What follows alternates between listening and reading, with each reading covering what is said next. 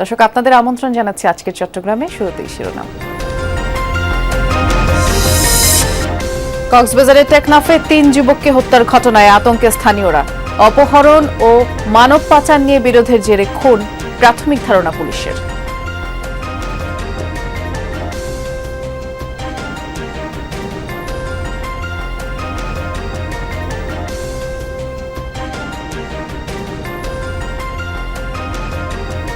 ফজরের সময় এলাকায় খবর হয়েছে যে এখানে মার্ডার হয়েছে। প্রতিদিনই অপহরণ হয়, এদের ধরুন অপহরণ করে নিয়ে গেল, মুক্তিপণ্য দিলে তো ভালো ফিরে আসছে, আর যদি না দেয় তাহলে কোন করে এভাবে মেরে ফেলে দিয়ে চলে যায় আর কি। পাহাড়ের ভিতর ওনার যারা মারা গেছে তারা ওখানে ছিলেন, তো কে বা কারা ওনাদেরকে একটি কোদাল দিয়ে আঘাত করে ওনারা চলে গেছেন।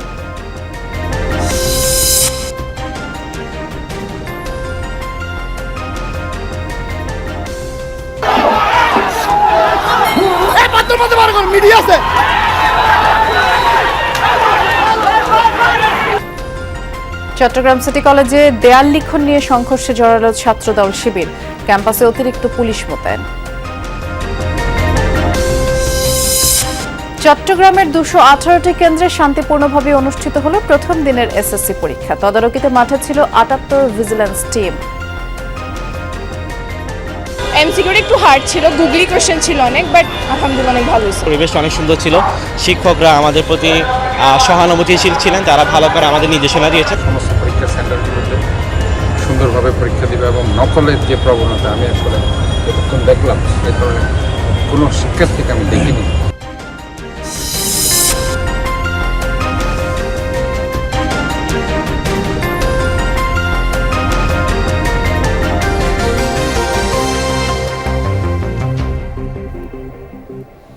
শিরোনামগুলো শুনছিলেন, নুসরাত বৃষ্টি আপনাদের সাথে আছি। প্রথম শিরোনামে যেমনটি জানালাম, টেকনাফের গহীন পাহাড়ে ৩ জনের রক্তাক্ত মরদেহ মিলল। প্রত্যেকের শরীরে ধারালো অস্ত্রের আঘাত, মাথায় জখমের চিহ্ন। অপহরণ ও মানব পাচার নিয়ে বিরোধের জেরে এই হত্যাকাণ্ড বলে প্রাথমিকভাবে ধারণা করছে পুলিশ। অপরাধীদের আস্তানা হিসেবে পরিচিত এই পাহাড়ে চাঞ্চল্যকর ট্রিপল মার্ডারের ঘটনায় আতঙ্কে স্থানীয়রা। টেকনাফের বাহারছড়া ইউনিয়নের উত্তর শিলখালী এলাকার গহীন পাহাড়ে এভাবে রক্তাক্ত অবস্থায় পড়েছিলেন ৩ জন। সকালে কাঠুরিয়ারা দেখতে পেয়ে পুলিশকে খবর দেয়। ঘটনাস্থলে গিয়ে পুলিশ একজনকে মৃত অবস্থায় পায়। কক্সবাজার সদর হাসপাতালে নেয়ার পথে বাকি 2 জনের মৃত্যু হয়। নিহত মুজিবুর রহমান, নুরুল বশর ও রবিউল আওয়াল। 3 জনের বাড়ি বাহারছড়া শিলখালী গ্রামে। ফজরের সময় এলাকায় খবর হয়েছে যে এখানে মার্ডার হয়েছে। মার্ডারটা হওয়ার পরে যারা ওখানে রোহিঙ্গা যারা শ্রমিক ছিল ওদেরকে খুঁজে পাওয়া যায় নাই। যাই সাইডে ইতার বাইরে হাতগুলো রায় যাবি সাইডের আবার যাই সাইডে এটা আর বাইও গো রবি মরি গই রবি হইয়া দুই তারাই কে আয়ং হইয়া কে গিয়ে আব্বা তো হানি দে হইয়া লাইন তো যাই তুয়াইয়েন মেরে হারাম নাই নাই মত ইন তুই তুই না তা দেখি দে ও আল্লাহ মোর ভাই মরে আর হাদন অপহরণ বা মানব পাচারকে কেন্দ্র করে এই হত্যাকাণ্ড ঘটেছে নাকি অন্য কোনো কারণে তা তদন্তে নেমেছে পুলিশ। নিহত 3 জনের শরীরে ধারালো অস্ত্রের আঘাত ও মাথায় জখমের চিহ্ন রয়েছে।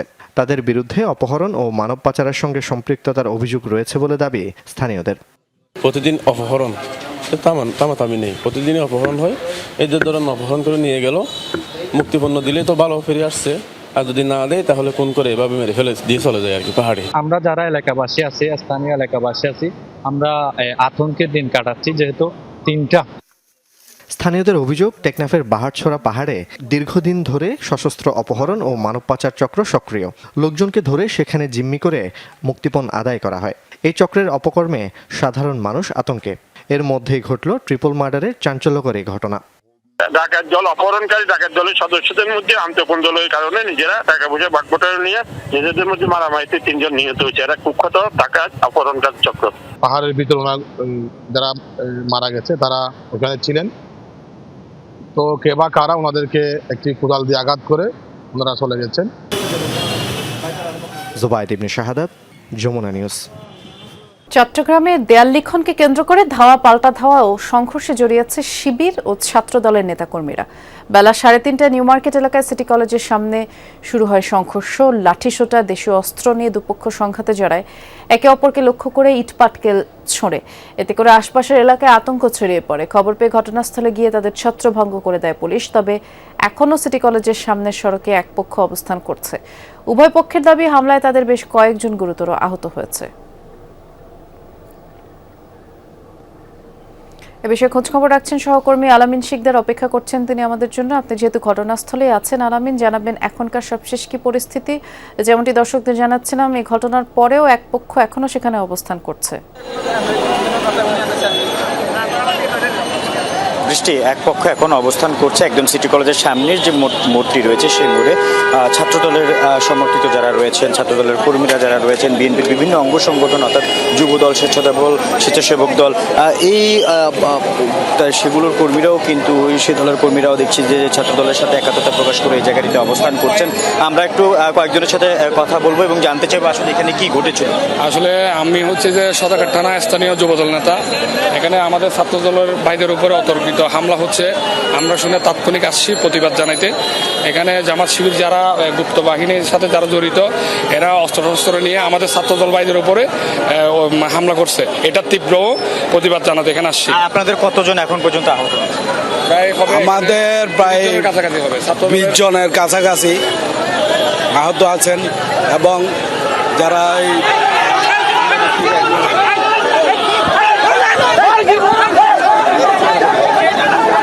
একজনকে আমরা দেখছি যে শিবির সঙ্গে সেখান থেকে তাকে ধরে নিয়ে যাওয়া হচ্ছে, সেখান থেকে টেনে নিয়ে যাওয়ার যে বিষয়টি সেটি আমরা দেখতে পেলাম। পুলিশ সদস্যরা তাকে সেভ করার জন্য দেখছি যে দৌড়াচ্ছে পেছনে। একজন আমরা দেখেছিলাম যে কিছুক্ষণ আগে পাঞ্জাব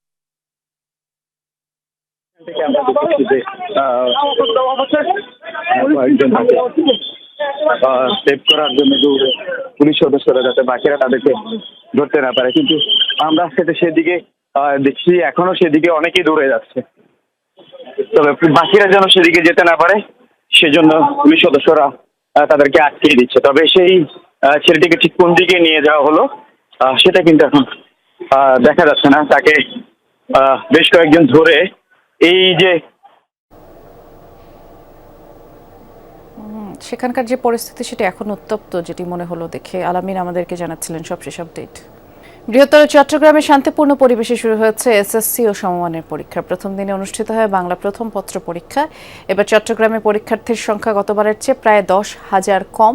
কেন্দ্র পরিস্থিতি তদারকিতে মাঠে ছিল 78টি ভিজিলেন্স টিম।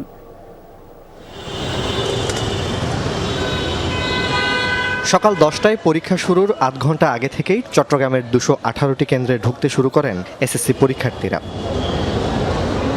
এবার চট্টগ্রাম শিক্ষা বোর্ডের অধীনে অংশ নিচ্ছে 1,30,668 জন শিক্ষার্থী, যা গত বছরের চেয়ে 10,259 জন কম। বিভিন্ন কেন্দ্র পরিদর্শন করেন সিটি মেয়র, জেলা প্রশাসক এবং শিক্ষা বোর্ড কর্মকর্তারা। পাশাপাশি মাঠে ছিল 78টি বিশেষ ভিজিলেন্স টিম। সমস্ত পরীক্ষা সেন্টারগুলোতে সুন্দরভাবে পরীক্ষা দিবে এবং নকলের যে প্রবণতা আমি আসলে যতক্ষণ দেখলাম এই ধরনের কোনো শিক্ষার্থীকে আমি দেখিনি।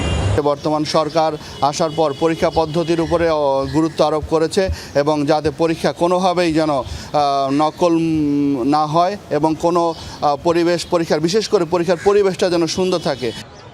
প্রতিটি কেন্দ্রের বাইরে অপেক্ষমান ছিলেন অভিভাবকরা।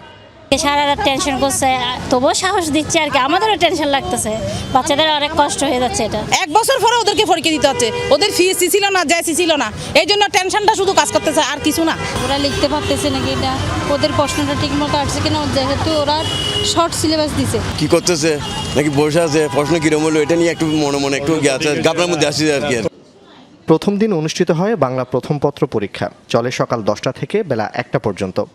মোটামুটি ছিল, এমসিকিউটা একটু হার্ড ছিল, গুগলি কোশ্চেন ছিল অনেক, বাট আলহামদুলিল্লাহ অনেক ভালো হয়েছে। আমি সিকিউ সবগুলো আনসার করতে পারছি, সিকিউ মোটামুটি খুবই ইজি আসছে, বাট এমসিকিউ দিকটা দিয়ে একটু হার্ড। যেভাবে অনলাইনে আমরা দেখছি ওরকম মোটেই হয় নাই, খুব শান্তভাবে পরীক্ষা হয়েছে। গার্ড মোটামুটি ভালোই ছিল, সবকিছু ওভারঅল ভালোই ছিল, কোয়েশ্চেনও অনেক স্ট্যান্ডার্ড আসছে, ভালো ছিল। পরীক্ষার পরিবেশ অনেক সুন্দর ছিল, শিক্ষকরা আমাদের প্রতি সহানুভূতিশীল ছিলেন, তারা ভালো করে আমাদের নির্দেশনা দিয়েছেন।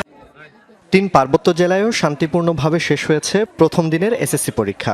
রাঙ্গামাটিতে 37টি কেন্দ্রে 8,873 জন, বান্দরবানে 25টি কেন্দ্রে 5,429 জন ও খাগড়াছড়ির 40টি কেন্দ্রে 9,665 জন পরীক্ষার্থী অংশ নেয়। অন্যদিকে কক্সবাজারে 54টি কেন্দ্রে পরীক্ষার্থীর সংখ্যা 26,747 জন। জুবাইদ ইবনে শাহাদাত, যমুনা নিউজ। এবার 19টি বেসরকারি আইসিডিতে কন্টেইনার হ্যান্ডলিং চার্জ বাড়ল 8.5%, যা 19 এপ্রিল থেকে কার্যকর হয়েছে এবং কারণ দেখানো হয়েছে জ্বালানির মূল্য বৃদ্ধিকে। কোনো আলোচনা ছাড়া হঠাৎ করে মাশুল বাড়ানোয় ক্ষুব্ধ স্টেক হোল্ডাররা বলছেন, এতে করে আমদানি রফতানি খাতে নেতিবাচক প্রভাব পড়বে।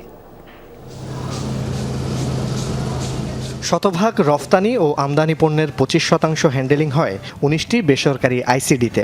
রফতানি সব পণ্য কন্টেনারজাত হয় এখানে। এছাড়া বন্দরের রিয়ার্ডে নামা 65 ধরনের আমদানি পণ্যও যায় এসব আইসিডিতে। হ্যান্ডেলিং চার্জ বা মাশুল গত সেপ্টেম্বরে এক দফা বাড়ানোর 7 মাস না যেতেই আবারও 8.5% বাড়িয়েছে আইসিডি মালিকদের সংগঠন Bangladesh inland container depot association BICDA. অভ্যন্তরীণ যন্ত্রপাতি পরিচালনা ও পরিবহন ব্যবস্থাপনায় গড়ে প্রতিদিন প্রয়োজনীয় জ্বালানি মূল্যবৃদ্ধির কারণে এই সিদ্ধান্ত বলছে তারা। 19 এপ্রিল থেকে কার্যকর হয়েছে বর্ধিত মাশুল। ডিজেলের মূল্য বৃদ্ধিটা ডিরেক্টলি ইম্প্যাক্ট করে বেসরকারি অফডকগুলোর অপারেশনাল এক্সপেন্সকে। সো ইন দ্যাট পার্সপেক্টিভ ডিপোগুলোকে তাদের অপারেশনাল কম্পোনেন্টটাকে বিবেচনা করে 15% যেখানে ডিজেলের মূল্য বৃদ্ধি হয়েছে সেখানে ডিপোগুলো তাদের চার্জ বৃদ্ধি করেছে। কোনো আলোচনা ছাড়াই এভাবে মাশুল বাড়ানোয় আমদানি রফতানি বাণিজ্যে নেতিবাচক প্রভাব পড়বে বলছেন স্টেক হোল্ডাররা। হঠাৎ করে এই যে মূল্য বৃদ্ধি, এইটা বড় একটা ইম্প্যাক্ট হবে ইম্পোর্ট এবং এক্সপোর্টে। বিশেষ করে এখন এক্সপোর্টাররা চাপের মধ্যে আছেন যে সঠিক সময়ে তাদের আসছে না পণ্য, আসলেও সেটা দিনে দিনে কস্ট অফ ম্যানুফ্যাকচার কমিয়ে দিচ্ছে যারা ইম্পোর্টার তারা। মাস কয়েক আগে চট্টগ্রাম বন্দরে মাশুল বৃদ্ধির প্রতিবাদে আন্দোলন সংগ্রাম হয়েছে অনেক। এবার প্রাইভেট আইসিডিতে আরেক দফা মাশুল বৃদ্ধি। তার উপর কদিন আগে যুক্তরাষ্ট্রের বাড়তি ট্যারিফ এবং জাহাজের ভাড়া বৃদ্ধিতে উদ্বিগ্ন আমদানিকারক ও রফতানিকারকরা। এমন না যে আমাদের সব কিছু 100% উৎপাদন এখান থেকে করছে বা আমাদের নিজেরাই ভোক্তা, এটা আমরা কিন্তু এক্সপোর্ট করছি আমাদের কম্পিটিটর অন্যান্য কান্ট্রি। তো ওরা যদি ওখানে যদি ওরা বৃদ্ধি না করে, তাহলে সরকার যদি ওনাদেরকে লাগাম টেনে ধরতে না পারে, তাহলে অবভিয়াসলি আমরা মার্কেট থেকে হারিয়ে যাব। জুবাইদ ইবনে শাহাদাত, যমুনা নিউজ, চট্টগ্রাম। এ পর্যায়ে আমরা জ্বালানি সরবরাহ পরিস্থিতি সম্পর্কে জানব। চট্টগ্রামে আমাদের সহকর্মী শহীদুল সুমন অপেক্ষা করছেন আমাদের জন্য। সুমন, আজ পাম্পগুলোর চিত্র কেমন দেখছেন? রাজধানীতে যেমনটি দেখলাম যে জ্বালানির সরবরাহ বাড়ানো হয়েছে, তাতে করে দীর্ঘ লাইনে অপেক্ষা করার পরেও অনেকেই কাঙ্ক্ষিত জ্বালানি পাচ্ছে। চট্টগ্রামে কি অবস্থা?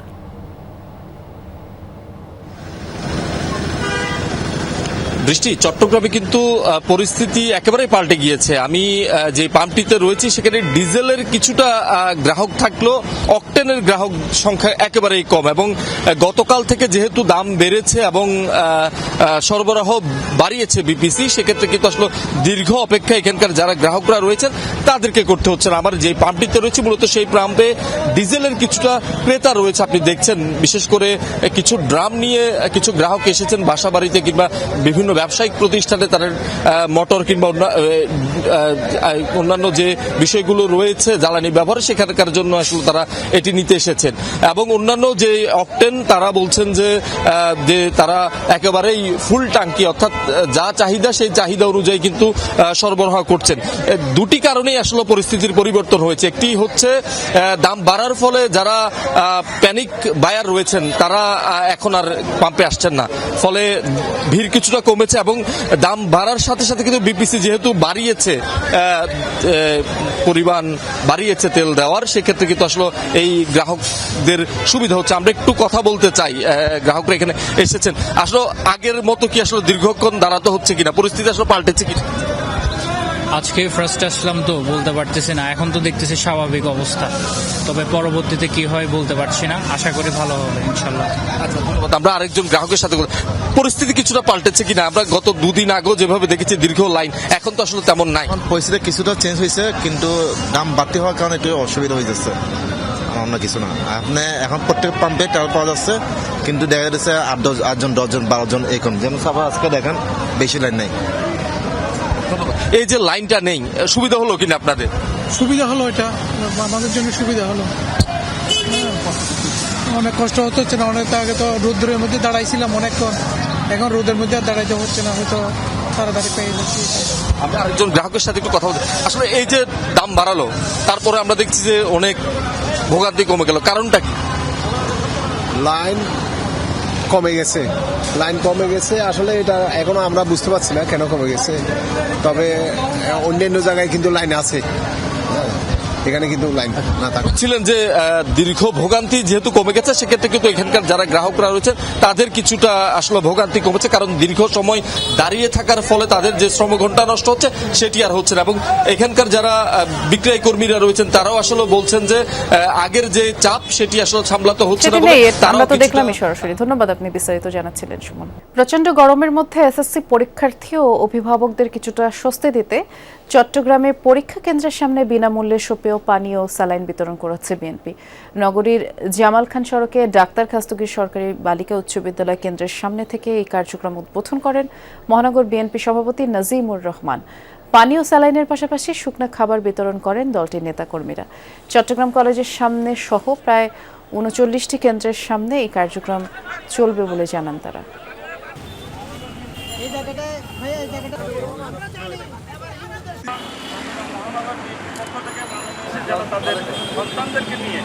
এখন থেকে স্পাইসি ক্রিস্পি পটাটা প্রাণ পটাটা একটি স্বনির্ভর বিস্কুট। নানা কর্মসূচির মধ্য দিয়ে চট্টগ্রামে আজ বিশ্ব পানি দিবস পালিত হয়েছে। এ উপলক্ষে চট্টগ্রাম ওয়াসা ও ওসাব বাংলাদেশের যৌথ উদ্যোগে অন্তর্ভুক্তিমূলক পানি ব্যবস্থাপনা শীর্ষক সেমিনার অনুষ্ঠিত হয়। এতে সরকারি বেসরকারি সংস্থা, উন্নয়ন সহযোগী, সিভিল সোসাইটি, বিভিন্ন শ্রেণী পেশার প্রতিনিধিরা অংশ নেন।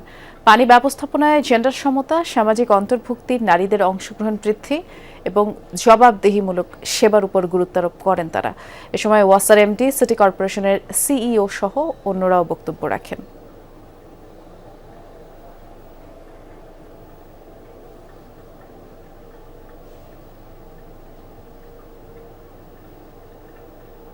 আর এই ছিল আজকের চট্টগ্রামের আয়োজনে। সাথে থাকার জন্য ধন্যবাদ সবাইকে।